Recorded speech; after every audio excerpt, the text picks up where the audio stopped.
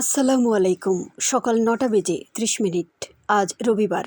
বাংলাদেশ বেতার কক্সবাজার। স্থানীয় খবরে স্বাগত জানাচ্ছি শামীম আখতার।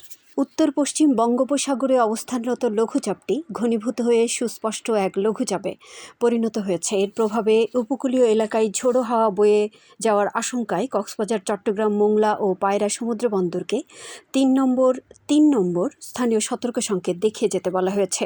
শনিবার আবহাওয়া দপ্তরের এক সতর্কবার্তায় বলা হয়, উত্তর বঙ্গোপসাগরে অবস্থানরত মাছ ধরার নৌকা ও ট্রলারগুলোকে পরবর্তী নির্দেশ না দেওয়া পর্যন্ত উপকূলের কাছাকাছি থেকে সাবধানে চলাচল করতে বলা হয়েছে।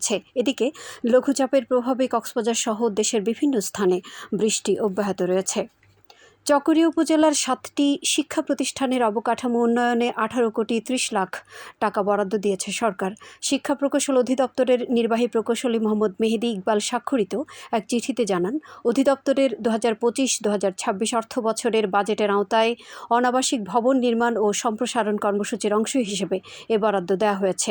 শিক্ষা খাতের জন্য গুরুত্বপূর্ণ পদক্ষেপ নেওয়ায় স্বরাষ্ট্রমন্ত্রী সালাউদ্দিন আহমদের প্রতি কৃতজ্ঞতা প্রকাশ করেছে এলাকাবাসী। এদিকে নবগঠিত মাতামুহুরী উপজেলার বিএমচর ইউনিয়নের বহদ্দার কাটা ইসলামিয়া আরবিয়া মাদ্রাসায় গ্রামীণ অবকাঠামো উন্নয়ন প্রকল্পের আওতায় বাউন্ডারি ও গাইডওয়াল নির্মাণ কাজের উদ্বোধন করা হয়েছে। শনিবার বিকেলে চকরিয়া ও মাতামুহুরী উপজেলার নির্বাহী কর্মকর্তা মোহাম্মদ শাহিন দেলোয়ার নির্মাণ কাজ পরিদর্শনে যান।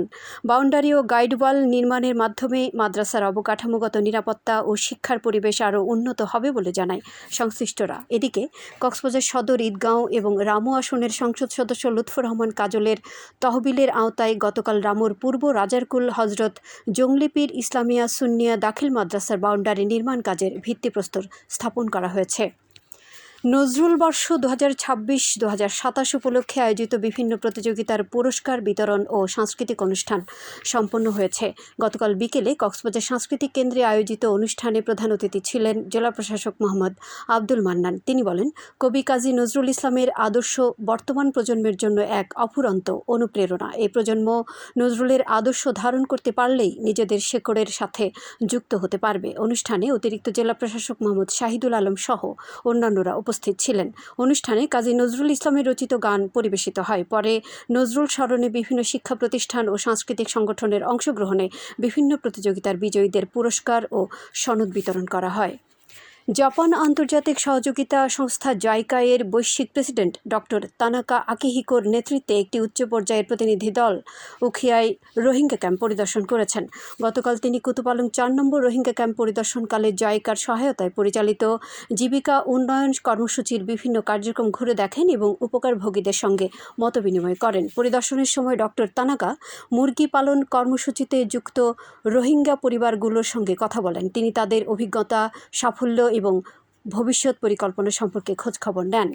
পেকুয়া উপজেলায় সরকারি মানবিক সহায়তা জিআর কর্মসূচির আওতায় 600 দুস্থ, অসহায় ও নারীপ্রধান পরিবারের মাঝে 25 কেজি করে চাল বিতরণ করা হয়েছে।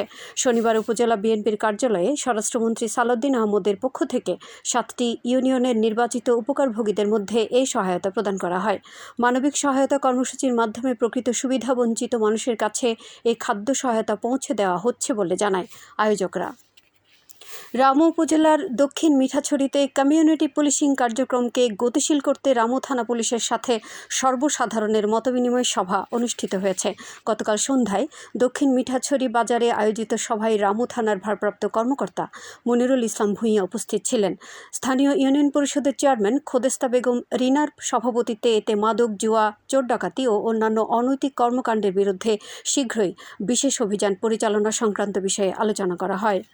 পেকুয়ায় সড়ক দুর্ঘটনায় মোহাম্মদ হোসেন প্রকাশ মাসুন নামের এক ব্যক্তির প্রাণহানি হয়েছে।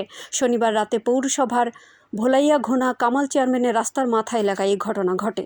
প্রত্যক্ষদর্শীরা জানান, একটি বেকারি থেকে নাস্তা নিয়ে বাড়ির উদ্দেশ্যে রাস্তা পার হওয়ার সময় দ্রুত গতির একটি অটোরিকশা তাঁকে ধাক্কা দেয়। পরে উপজেলা স্বাস্থ্য কমপ্লেক্সে নিয়ে গেলে চিকিৎসক তাঁকে মৃত ঘোষণা করে। পেকুয়া থানার ভারপ্রাপ্ত কর্মকর্তা মেহেদি হাসান ঘটনার সত্যতা নিশ্চিত করেছেন। খেলার খবর, বিশ্বকাপ ফুটবল। ফিফা বিশ্বকাপ ফুটবলের রাউন্ড অফ 16-এর প্রথম ম্যাচে গতকাল রাত 11টায় মরক্কো 3-0 গোলে কানাডাকে এবং রাত 3টায় দ্বিতীয় ম্যাচে ফ্রান্স 1-0 গোলে প্যারাগুয়েকে হারিয়ে কোয়ার্টার ফাইনাল নিশ্চিত করেছে। এদিকে 6 জুন রাত 2টায় ব্রাজিলের সঙ্গে নরওয়ে এবং ভোর 6টায় মেক্সিকোর সঙ্গে ইংল্যান্ড মোকাবেলা করবে। আবহাওয়া। এখন জানিয়ে দিচ্ছি বাঁকখালী নদীর মোহনা ও সংলগ্ন এলাকার সামুদ্রিক জোয়ার ভাটার সময়সূচি। আজ ভাটা শুরু হয়েছে সকাল 7টা36 চলবে দুপুর 1টা46 পর্যন্ত। জোয়ার শুরু হবে দুপুর 1টা46 চলবে রাত 8টা14 পর্যন্ত। সবশেষে পর্যটক বার্তা। পর্যটন নগরী কক্সবাজারে আগত ভ্রমণ পিয়াসুদের সাগরের পানিতে নামার পূর্বে সাবধানতা অবলম্বন করার জন্য অনুরোধ করা হচ্ছে। যারা সাঁতারে দক্ষ নন তাদের পানিতে বেশি দূর যাওয়া উচিত নয়। ভাটার সময় স্রোতের সাগরমুখী টান প্রবল হওয়ায় সাগরের গভীরে ভেসে যাওয়া এমনকি প্রাণহানির আশঙ্কা থাকে। সেই সাথে পর্যটকদের স্বাস্থ্যবিধি মেনে চলার পরামর্শ দেওয়া হচ্ছে। খবর শেষ হলো। আমাদের পরবর্তী খবর প্রচারিত হবে আজ দুপুর 2টা বেজে 30 মিনিটে।